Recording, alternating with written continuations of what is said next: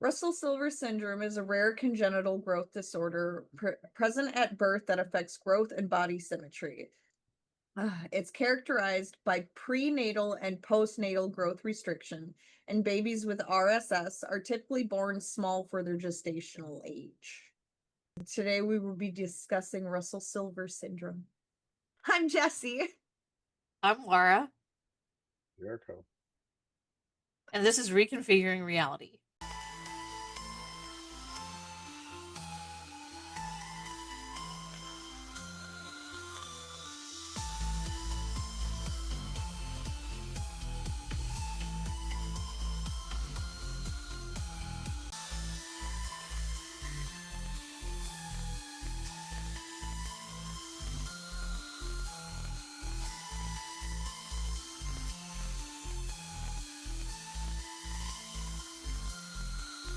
So, the only thing I got, well, I looked up because I knew it was a growth restriction. I looked up the difference between RSS and dwarfism, right? Yeah, I And believe it apparently, is believe it's considered a rare form of dwarfism, isn't it? it is. So, it Yes. says, everybody who has everyone who has Russell Silver syndrome has dwarfism, but not everybody who has dwarfism has RSS. Yes. So it's one of the hundreds of types of dwarfism. Yes. And we're covering this topic because you have a child with this disease, correct, Jess? Yeah. My youngest does. And it took forever to even diagnose him. Because at first, I was diagnosed with intrauterine growth restriction, which is just a way of saying we don't understand why your kid's so small. I went in for 3 times a week monitoring, yada yada yada. When Liam was born, he was 4 pounds 5 ounces, Damn, that's tiny. but I was 39 weeks. So I was full term. Right. He was just 4 pounds 5 ounces. Wow. And then of course they sat there and they're like, oh well, people with your condition most likely have an emergency C-section, yada yada yada, you probably won't do this, that, other things. Nope, had no complications, nothing. He was in the NICU for 12 days, then had to be rushed to a children's hospital because he was born at a military hospital that did not have a neonatal surgeon. Mm-hmm. So he got transferred, uh had surgery, was in there for like another month and a half, came home, had to go back to the children's hospital, have a reversal surgery, was in the hospital for 2 3 weeks. Then he had a gastroenterologist, he had a endocrinologist, to try and figure out, because all they could say was he had failure to thrive, even though they couldn't. He ate, he did everything, had no issues. And then he had an issue with his pancreas, so then he was on medication for that. That fixed itself, so that wasn't the issue. And then the endocrinologist was the one that did hand x-rays, which I guess help diagnosing dwarfism. I don't know how. They tried explaining to me, I didn't understand it. But they did x-rays, MRIs, CAT scans, blood work. Like, this kid was in and out of the hospital for years until they found that he has this. And what it is they can't, so it's not necessarily, how do I explain it? So it's not technically hereditary, because like no one in my side of the family has it and no one in Devin's side of the family has it. So it just kind of happens because it's a mutation occurs on chromosome 11p15.5 is the most common mutation in the genes. Mm-hmm. Um, but so a lot of the how you can tell a child has it is, and it's going to sound funny, and I laugh at it because I thought he was the most adorable thing in the world. But imagine a bobblehead where it has the big head, tiny body. Mm-hmm. That's what a lot of kids with RSS look like. So they have a triangular face, small chin, stuff like that, and then their body's a lot smaller. But it does affect, like, Liam has an IEP, and a lot of it is motor function wise. So he is 12, almost 13. He is the size of a 7-year-old. He still wears little kids' clothes. He How old did you say has he is? 12? 12. So he is behind by 5 years technically. He Okay. eats normal. I because when it started, they had to find a growth hormone that would work. But then when you do the growth hormones, you have all these other side effects that could happen. He also has to have like vitamins and stuff like that because his body does not absorb vitamins and stuff like that properly. So there's a lot of issues besides just being small in stature. And he might get lucky to get like 5 foot, 5'2" is like the max height he'd probably reach. Really? Mm-hmm. You don't dwarf in Lorelei. Like he um has adaptive gym. So what that means is they like he has a normal gym class, but because he's so small, he has to necessarily do things a little bit different. He gets tired a lot easier. So for a kid his age who can go outside and run around for 2, 3 hours straight and be fine, he's lucky if he gets an hour before he wants to curl up and go to sleep. Aw, that sucks. Because like he eats, he does everything, but he's a stick. Like there is no muscle tone no matter what we do, really. So I did a little bit of research here, and I see that the average size for a male with RSS is 4'11", Mm-hmm. which is His still taller than me, by the way. well, his doctor is trying to give me a little hope that maybe he might get to 5 foot if we're Yeah, I didn't make it there. lucky. That'd be funny if a dwarf was still taller than you. Yeah, that would be funny, wouldn't it? Well, and so like a lot of times they do growth hormones. Mm-hmm. And then you have to worry about, depending on when you start it, you have to worry about early puberty, which then you need to put them on puberty blockers because you don't want a 7-year-old hitting puberty when they're not supposed to. So then you got to worry Right. about that. Does he go through physical therapy? He doesn't need it actually. His motor skills are for his size are on par. He has a hard time writing though, is where we run into the issue. Hmm. But nowadays it seems like everything's typed out on computer for him in school. Like he rarely brings home paper. And when he does, then it's okay, no, go erase it. I can't read it. Doesn't make sense. But it also doesn't help that he has ADHD too. So, but RSS affects 1 to 30,000 to 1 in 100,000 people. So that So is it, very, very rare. yeah, like it took them, I think we went through 3, 4 years of testing before they even found what he had.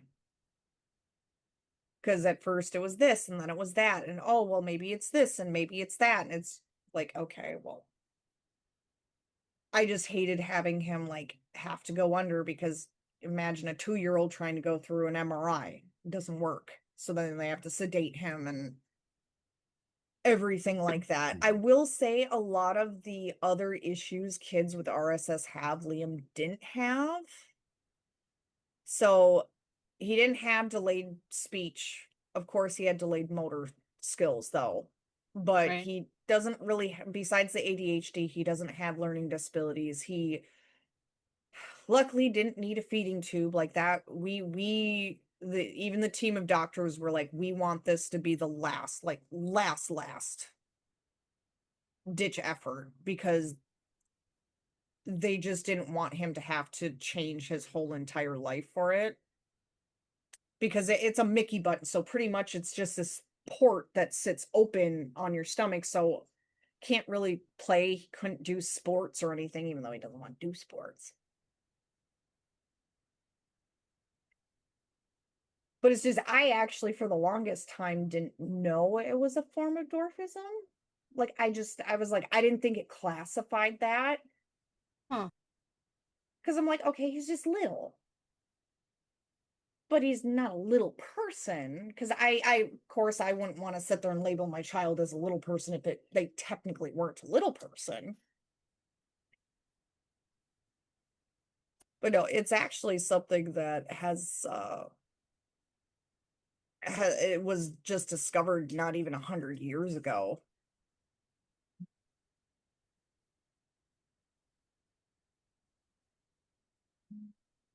So is this a genetic disorder then? And Because it's so affected. It's the chromosomes that are affected. so it's just it I wouldn't say it's considered a genetic disorder, but it's not hereditary, if that makes sense. Okay. Mm-hmm. So no one on my family has it, no one on his dad's side has it, but he does. But he could find someone and all of his kids could not be affected by it. Just because he has it doesn't mean his kids will have it. It's just it's, I guess, kind of like autism, where it's just like something happens as everything's developing and there's just a mutation on a chromosome that doesn't go right.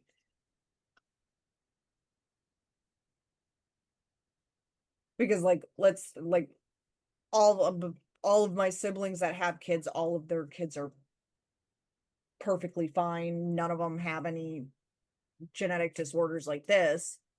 But actually, let me see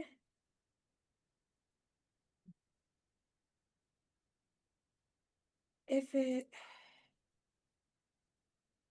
Yeah, it's just the genes located in particular regions of chromosome 7 and 11 are the most effective, which cause it.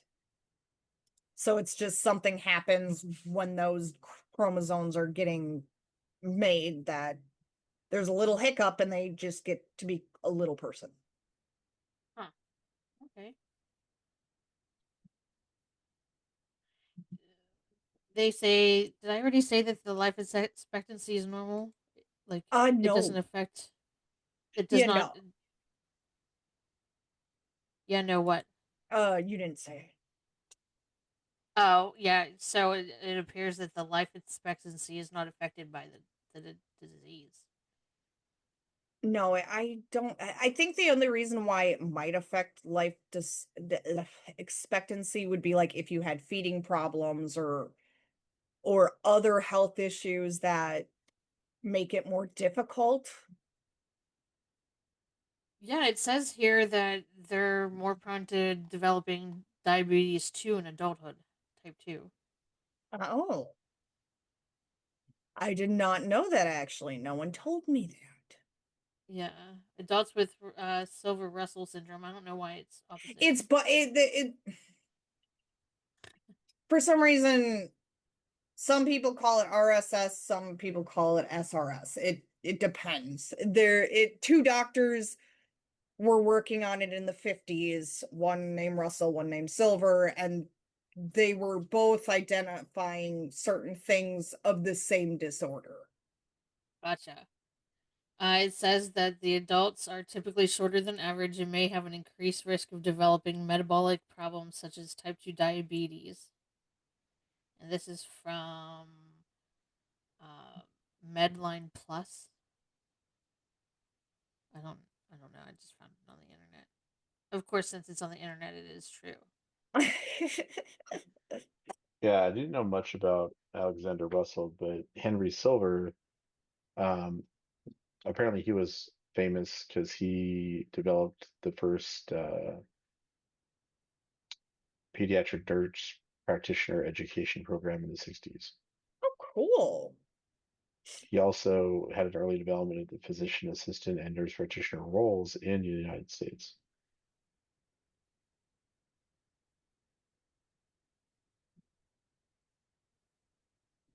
Yeah, Something see, I like, learned about my doctor, because I thought she was just a doctor, but she's actually a nurse practitioner. They, yeah, nurse practitioner is like one step below doctor in schooling and knowledge. I think they're pretty much the yeah, like Liam, he doesn't have a poor appetite, but he needs to eat smaller meals throughout the day, technically. But a lot of kids have chronic acid reflux. Um, a lot of kids have like scoliosis or clinodact your pinky curves inward. Oh, Clinodact. my therapist is calling me early. Sorry, guys, that's it. Nope, you're good. What about the pinky curling in So like so curving? like other characteristics of it, so their arms and legs could be different lengths. Uh-huh. But the curved inward of the pinky finger, I cannot pronounce it. It's Clinodactyly. Clinodacty. I'm not even gonna bother. Mm-hmm. My pinky curves. Well, I think it means like super, super curved. Oh, okay. But other complications is hypoglycemia, which is a low blood sugar, kidney problems, reproductive system and urinary issues. Um, like Liam has the low muscle mass. I actually did not know testicular cancer could, in addition, research has shown adults with RSS may be at risk for new health complications as they get older. Well, okay.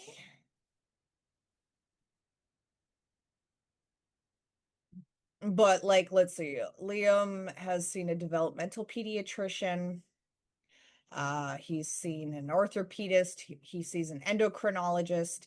He had an amazing GI doctor. Like he was the one that fought the hardest to make sure we didn't have to do a feeding tube. Like Hmm. he saw him once a month. He ran tests and saw like something was wrong with his pancreas. So then we had to sit there like let's say in the morning Liam wanted what are those things called that? Because I used to have to hide the medication because it would come in like a capsule. But of course, you know, a 1.5-year-old isn't going to take medication in a capsule. So Right. we would have to get like toaster pastries and then like cut the side open and open it up and like sprinkle it looked like little pellets on Huh. it and then have him eat it that way because it was something about the enzymes. I can't remember. He's had so much. But the biggest thing now is he's going to need braces because his teeth are going to be a normal adult sized teeth, but not in a normal adult sized mouth. Right. So a lot of them have to go through orthodontics or have teeth pulled because otherwise they're going to sit there and start coming in on top of each other and everything. And I can already see it a little bit. And I'm like, great, Oh no. more money. But Yeah, no, having teeth pulled isn't fun oh either. no, I know. But he's grown a lot. The only thing that's always concerned me, and we're at the point where he's about to hit puberty now anyways, because don't boys do like 13, 14 when they do puberty, I Something like think. that. is what concerned me is if he started going through puberty early and his doctor wanted to put him on uh puberty blockers, Blockers. it could be considered gender affirming care even though he's not trans. Is it medically necessary? Yes, but depending on certain things like depending on like the health insurance, it always Yeah. worried me of being like, okay, well, if gender affirming care is illegal or frowned upon, what if they don't pay for it, even if it is medically necessary for a different health issue than a child Yeah. or someone being trans? Like that kind of stuff. Like it was a worry, but I would have fought for it if for some reason it didn't. We didn't run into that, so that's really good. But I wonder if other parents who have children with this might run into that issue depending on where they live. Right. Have you met any other parents of children that have this? I actually have not. It's not, I guess for me, it's not that I'm ashamed of Liam. I just don't want him to, like, he knows he's different, but we don't treat him any different. It's just one of those things where it's just like I don't struggle with him having this. I just worry, well, now I'm worrying about, okay, what's going to happen when he starts dating. I think you still have a couple of years. I don't know about that one. I know some people whose 13-year-olds are dating, and it scares the bejeebus out of me. Because he's my Yeah. baby. He's my last Yeah, this is the one. youngest. This is the youngest. I'm just like, no. Is And the older one dating yet? no, Okay, so I think you get I've him. come to the realization probably Titus will never date. Okay. So I'm really overly protective of Liam. Like all of his friends are girls, but they also think, and I'm trying to find a proper way to do it where Liam's Oh, just he's so cute. exactly. But it's also I try and make like his teachers realize because they'll kind of over help him instead of like finding a way to adapt it so he can do it on his own. Like he has a stool upstairs where he can move it around the kitchen, get up, grab a plate. He's starting to learn how to cook and everything. So yes, he has to stand up on a thing. But the one thing I'm not too concerned about is the fact that knowing how little you are, I'm not too concerned with the fact that like because I know a lot of little people they have to have their houses like really, really adjusted to Uh-huh. their height. Uh-huh. Where, Mine's not adjusted. yeah, where at least if Liam gets close to your height, he might just need stools all over his. Exactly. I'm not allowed to be on stools. But I have a tall husband, so that's helpful. Oh yeah, like I even sit there like I try and make him as independent as possible because to me he can still do anything anybody else can do. He just might have to find ways to make it work for him. But we Right. work because his growth chart looks kind of weird because he started to do really good, then it goes down, then it goes up, and then it goes down, then it goes up and it goes down. But it's because you have to go in every 3 to 6 months, get blood work done, check hormone levels and growth hormone levels, and then they adjust the medication. And it's a shot at least for Liam, it's a shot every night. So literally it's imagine like a EpiPen. You know how you sit Mm-hmm. there and so with Liam's though, the medical place it sends pen tips is what we call them. But it's just this tiny itty bitty needle you screw onto it, it punctures the seal, and then you turn the knob to the correct dosage, and then it's just a one with Liam it's 1 2 3 go, And then you either do it in the thighs, the abdomen, if the arms are muscular enough, which Liam's are not, so we have to do it in the thighs, stomach, or his little bum. He does The not like the bum. buttocks. The buttocks. He does not like it in the gluteus maximus. That is what it's called, right? The medical term is Yeah, gluteus that is maximus. correct. Okay. Yes, yes. He refuses. We alternate because you don't want to do it on the same leg over and over and over and over and over again because then you get scar Right. tissue built up. Mm-hmm. But and I don't like needles. For like the first 3 months, I cried every time I had to do it. No. Like when Sean was a trooper one time. When my mom was sick, when we were spending the weekend at her house as like all of us kids, I he he did it that Friday night, and he called me. He's like, I can't do it. I can't do it anymore. I can't do it after, like, he is deathly afraid of needles. Like, Oh. he did the one night, and then I was like, okay, I can drive home for a quick 2-minute shot and then drive back because I only lived like 20 minutes from my mom's. So it was a quick come give it to him and then leave.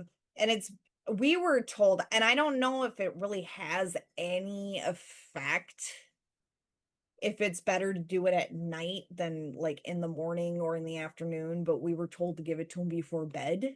I don't know if it actually, like, if there is a scientific reason, but like we had a lady come in and she showed us how to clean everything and how to do the shots and how to alternate. And we had a lot more when I moved up here than any other place we've ever been. It was kind of more of, okay, well, you just need to put this needle tip on and then turn the dial and stab him in the leg. And I was just like, okay. Goodness. Yeah. Yeah, my son had hormone replacement therapy, and we had to switch to a cream because I couldn't give him the shot and he couldn't do it himself. So that's Well, why I never became a nurse because I can't give people shots. I do it because I know he has to have it and no one else will Yeah. do it. But and there's no other option for us really. So it sucks, but I'm just like, okay. But it's also such a tiny needle that, like, you kind of don't notice after a while. Like, he was so scared at first, Right. but it's one of those things where it's just like, I think I was more worried, like, because they tested him for dwarfism. The very first like genetic testing we did, but I guess since it's a very specific form of dwarfism, they had to test him and then go from there and dwindle it down to like here. Because like you said, there's like what, hundreds of versions of it. Yeah. Yep. So it was just one of those things. And yes, it took a very long time because trying to get referrals to be able to go see these doctors through the military insurance was horrible. And also the average height for a woman with RSS is 4 feet 7 inches. Yes, I did see that. But no, so technically with me being diagnosed while I was pregnant with him with intrauterine growth restriction, that technically is one of the symptoms, but because, and I'm gonna get a lot of people yelling at me probably, because I did smoke while I was pregnant. At So did first they I were though. like, My kids aren't. well, yeah, but they're like, it could cause an issue, but when I went, and because at first they're like, okay, well, maybe I didn't have enough amniotic fluid. Nope. I mean, I gained more weight with my pregnancy with him than I did with Titus, and Titus came out over 6 pounds. You couldn't even Mm, tell I was pregnant with Titus till I was 8 months. I just kind damn. of popped out a little bit. Liam, I gained like 50 pounds with that kid, and only 4 pounds were baby. Damn. Yeah. But so, and they tested everything, and I was like, so it's because I smoked? They're like, no. They're like, I honestly don't think that. They're like, I don't think that's it because I cut down a lot because I used to smoke heavily, and then I would cut down as much as I could, but I also had an OB that told me that quitting cold turkey would do more harm than anything, but if I could sit there Yes. and cut down, where I think I maybe only had like 4 or 5 cigarettes in a 24-hour period compared to the pack I was smoking before, they were happy and content with me doing that than trying to quit cold turkey halfway through my pregnancy. And yes, I know it's bad. Do not smoke while pregnant, people. It's bad. I smoked through both my pregnancies, and Smoking in general should be yes, reevaluated, just so you all know. yes, just no. Is there anything else we should know about? I mean, it's not a bad thing. I mean, just because a person is born with this, like they're perfectly capable of doing everything anybody else is capable of doing. There's nothing wrong with them. They may have more health issues, but it's not something that if a parent, it's going to suck when you first get all of the news, because of course every time you have a baby, it's you have all these big life plans for them and everything, and then it's like, oh my god, my child, that my dreams for what my child could be is just crushed. And it's really not. It might be more difficult, but there's nothing wrong with it in my, he's small, but the girls love him. That's why all of his friends are girls. I don't like it Of course you at don't like all. it. It's just like, Protective mama. oh yeah, I am a mama bear when it comes to that. Like, kids make fun of Liam all the time, and I literally, like, Liam would come home and be bullied by some of the boys in elementary school. I'm like, point him out. And he's like, no, Mom, because I know what you're gonna do. It's like, I don't want you to make a scene. I was like, I don't care what you want. Tell me which ones are picking on you. Otherwise, I'm gonna start yelling at all of them. He's like, stop. So I learned going all ham on a 8-year-old is not right, and I never did, but it's a manageable genetic disorder. There are ways to get them close to average height, even though I hate the word normal, I hate the word average, but maybe that's because both of my kids are not considered normal or average. But I've never liked those terms even before I had kids. So, Right. Right. but I mean, it's not anything. It's a little bit more of a struggle, yes, because you have more doctor's appointments, and if you can't figure out what's going on, it does, like I said, it does take a long time sometimes. Because it's considered a zebra, since it is so rare, they're not going to jump to the zebras right away. They're going to go for the most common issues. Right. And then it's like, okay, no, it's none of these. Well, let's go to the next common, and then the next common. So it Was does he take a long time, but it is worth it in the long run. was he ever misdiagnosed? They never like fully diagnosed him. They're just like, when he I can't remember what it was called with the pancreas, but at first they're like, maybe this is why he's not growing. And then when they did some tests and saw his pancreas was working perfectly fine, because it's like the pancreas creates enzymes that helps your body absorb nutrition. So they thought maybe it was his pancreas that wasn't doing it properly, and after they would get everything all leveled out there, he'd start growing. And after that didn't happen, then I was like, okay, let's start doing genetic testing. And they asked, well, do you have any little people in your families or this, that? Like, of course, they go through the normal stuff, which we did, but he was never fully diagnosed ever until they landed on RSS, because they didn't want to sit there and say, yes, this is what's wrong with him, and stop looking. And I will say he had an amazing team down in El Paso that would not stop until they figured out what was causing him to be so small. Because they were just like, okay, this can't just be this, that, or other things. We're not going to just diagnose him because we want to just make his family feel better and go from there. Mm. So he was never misdiagnosed.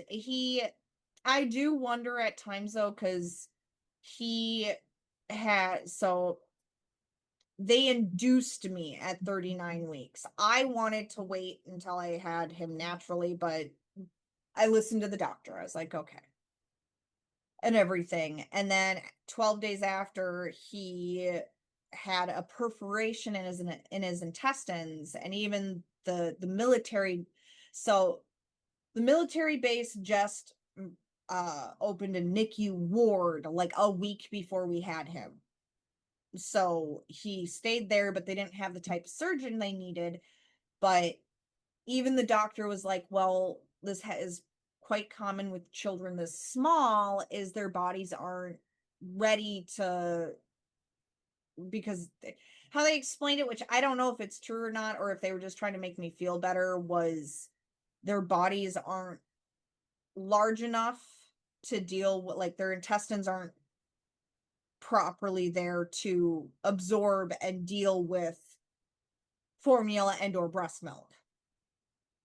So he got a perforation, he had to have a blood transfusion, all of this. And the funny thing is when all of this happened, my dad passed away 4 days before. Oof. Or no. My dad passed away 4 days after he was born, and then a week later, this all happens. I couldn't find my military ID, which means I technically was not supposed to be let on base. But the gate guard was someone I knew. So of course he's like, yeah, go. I will admit the ex-husband did find my ID.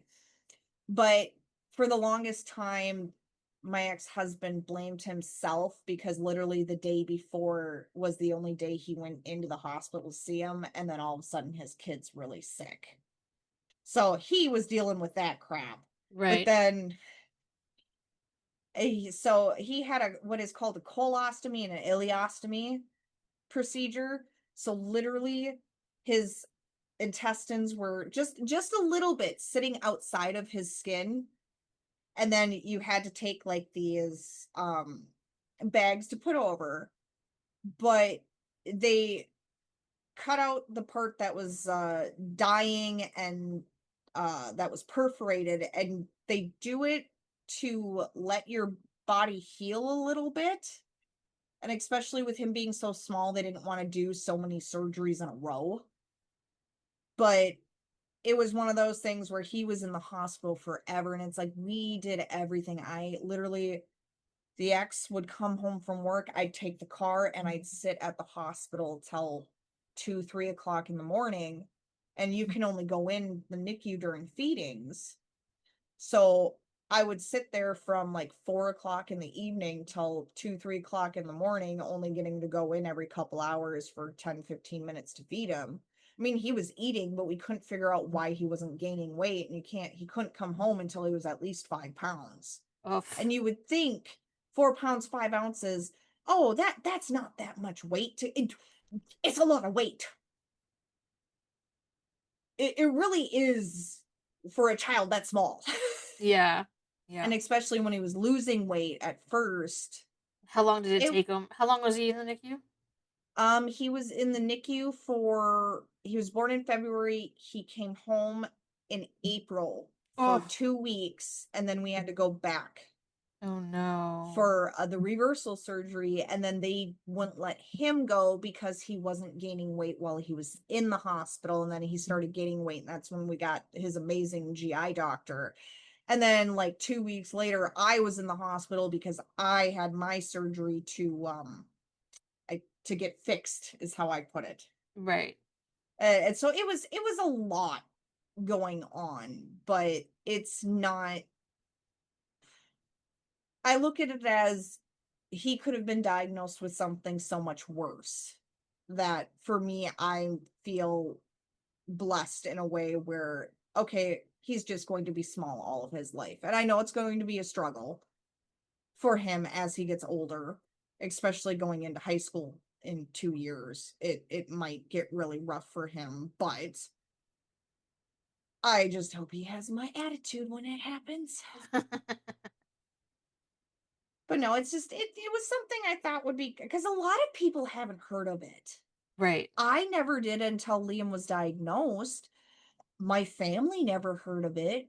Devin's family never heard of it. And I just don't tell people he's technically a dwarf. I just say he has a rare genetic disorder and leave it at that. Hmm. Or little person, sorry, little person. Not yeah. Gotcha. Okay. I don't have anything to add to this, so Okay. Oh yeah. Like, subscribe, comment, share, share. come back, and listen to the next one. We'll Yes. see you in 2 weeks. Exactamundo. Thanks everyone for being here. Bye.